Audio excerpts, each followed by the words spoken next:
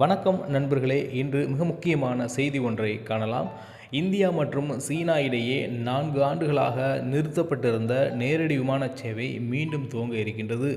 நம்ம சேனலுக்கு நீங்கள் வர்றது புதுசு என்றால் நம்ம சேனலை மறக்காமல் சப்ஸ்கிரைப் செய்து வைத்துக் கொள்ளுங்கள். பெல் பட்டனை அழுத்துங்கள். வாருங்கள் செய்தியை விரிவாக பார்ப்போம்.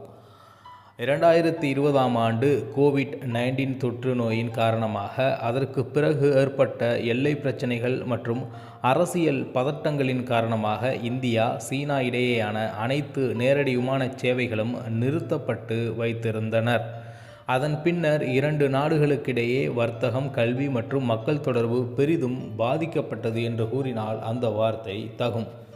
சமீபத்திய ஒரு அறிவிப்பு வந்திருக்கின்றது. அது என்னவென்றால், இப்போது இரு நாடுகளின் வெளிவிவகார அமைச்சகங்கள் மற்றும் சிவில் விமான அதிகாரிகள் பல கட்ட பேச்சுவார்த்தைகள் நடத்தி 2025 அக்டோபர் மாத இறுதியில் முதல் நேரடி விமான சேவைகளை மீண்டும் தொடங்கப்படும் என அறிவித்துள்ளனர். இந்த செய்தி என்பது 2 நாடு மக்களுக்கும் மிக முக்கிய செய்தியாகவும் மேலும் மகிழ்ச்சியான செய்தியாகவும் இருக்கின்றது. அதே நேரத்தில் 2 நாடுகளுக்கிடையேயான உறவை மேம்படுத்தக்கூடிய மிக முக்கியமான ஒரு படியாக இந்த செயல்பாடை பார்க்கப்படுகின்றது.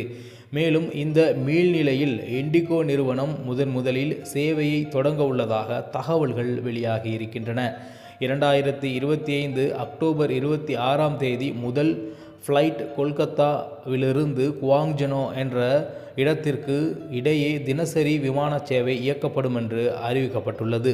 மேலும் விரைவில் டெல்லி குவாங்ஜனோ மற்றும் டெல்லி சாங்காய் வழித்தடங்களும் தொடங்கப்படலாம் என்று எதிர்பார்க்கப்படுகின்றது.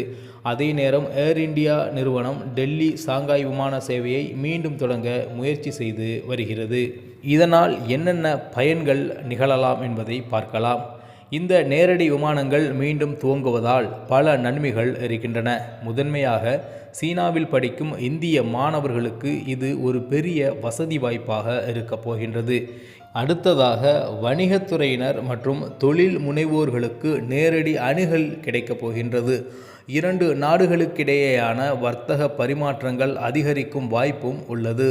சுற்றுலாத்துறை மீண்டும் உயிர்ப்படையும் என்று நிபுணர்கள் எதிர்பார்க்கின்றார்கள்.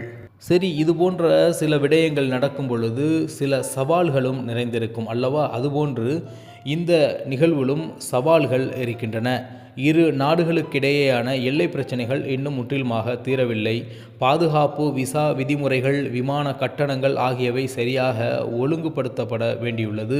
மேலும் பயணிகளின் கோரிக்கை குறைந்தால் இந்த சேவை மீண்டும் பாதிக்கப்படலாம் என்று அச்சமும் உள்ளது. எந்த ஒரு செயல்பாடு செய்தாலும் அதற்கு இன்னொரு முகம் இருக்கும் என்பது இந்த செய்தியின் மூலமாக தெரிகின்றது. பார்க்கலாம், இதுவெல்லாம் நிவர்த்தி செய்யப்பட்டு நிச்சயமாக இந்த சர்வதேச சேவை என்பது மிகப்பெரிய ஒரு வரவேற்பை பெறும் என்பது நம்முடைய எதிர்பார்ப்பாக இருக்கின்றது. மேலும் உலகளாவிய மக்கள் இதை எவ்வாறு பார்க்கின்றார்கள் என்பது குறித்து இப்பொழுது பார்க்கலாம். உலகளவில் இதை பல நாடுகள் நேர்மறையாக பார்க்கின்றன. கோவிட் காலத்திற்கு பிறகு உலகின் பல பகுதிகள் விமான சேவைகள் மீண்டும் துவங்கியுள்ளன. அதில் இந்தியா சீனா சேவை மீள்நிலை பெறுவது இருபெரிய ஆசிய நாடுகளுக்கிடையேயான உறவில் ஒரு நல்ல முன்னேற்றம் என கருதப்படுகிறது.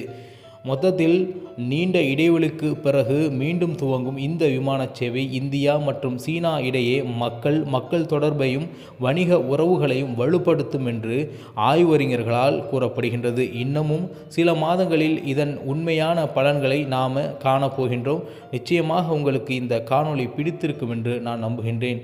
இதுபோன்று தொடர்ச்சியான நல்ல காணொளிகள் நீங்கள் பெற வேண்டுமென்றால் நம்ம தமிழா செய்திகள் சேனலை மறக்காமல் சப்ஸ்கிரைப் செய்து வைத்துக் கொள்ளுங்கள். பெல் பட்டனை அழுத்துங்கள்.